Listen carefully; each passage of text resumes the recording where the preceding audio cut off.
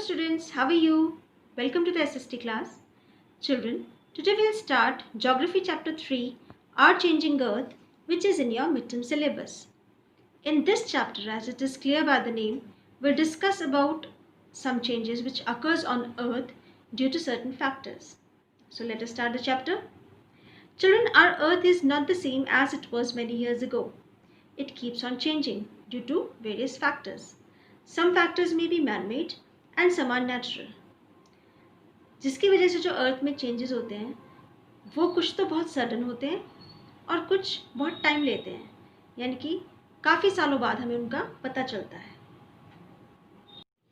Children, natural changes or natural movement of the earth can be seen due to two types of forces, external and internal.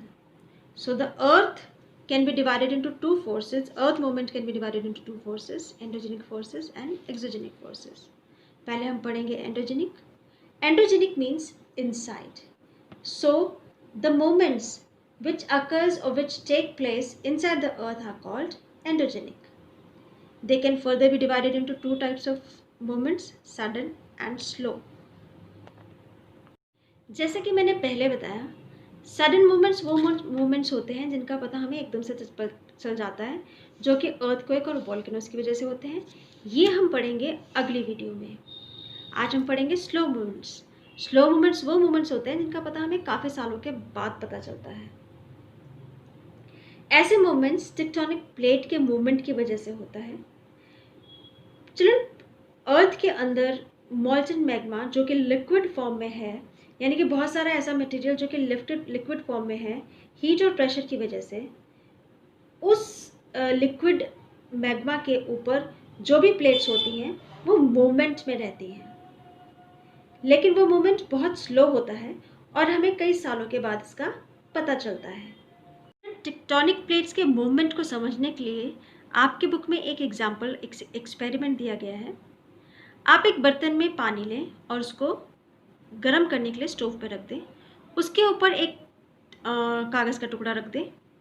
आप देखेंगे जैसे जैसे पानी गर्म होगा उस कागज़ के टुकड़े में मूवमेंट आना शुरू हो जाता है. ऐसे ही टेक्टोनिक प्लेट्स के साथ होता है. जब लिक्विड फॉर्म वाला मॉल्टन मैग्मा गर्म होता रहता है, उसकी वजह से ये टेक्टोनिक प्लेट्स में मूवमेंट्स आते हैं. Children, now the question arises, what are tectonic plates? Tectonic plates are the lithospheric plates of different size. Lithospheric plates consist of crust and mantle, जिसकी चौड़ाई लगभग 100 किलोमीटर होती है. They are divided into 20 plates and ये plates जो होती हैं वो मूव करती रहती हैं बहुत ही स्लो स्पीड पे, जैसे मैंने पहले भी कहा, few millimeters in a year. Now these movements of lithospheric plates is known as tectonic activities. आपकी बुक में पेज नंबर 120 पे ये मैप है जिसमें कि अर्थ को डिवाइड किया गया है 20 लिथोस्फेरिक प्लेट.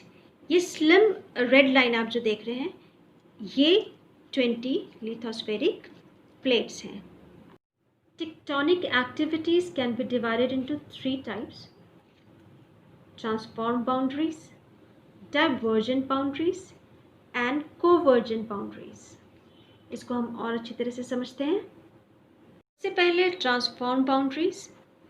चिल्ड्रन, जब टेक्टोनिक प्लेट्स एक दूसरे से सटी हुई एक दूसरे से दूर जाती हैं, यानी कि उनका मूवमेंट ऐसे होता है, इसको बोलते हैं ट्रांसफॉर्म बाउंड्रीज. इस मूवमेंट की वजह से लैंडफॉर्म में हार्डली कोई चेंज होता है और ये कुछ भी डिस्ट्रॉय नहीं करती हैं, किसी भी लैंडफॉर्म को डिस्ट्रॉय नहीं करती हैं. Second activity is divergent boundaries. जब दो प्लेटें एक दूसरे से दूर जाती हैं और बीच में एक वैली को क्रिएट करती हैं, उसको बोलते हैं divergent boundaries. Third type of activity is convergent boundaries.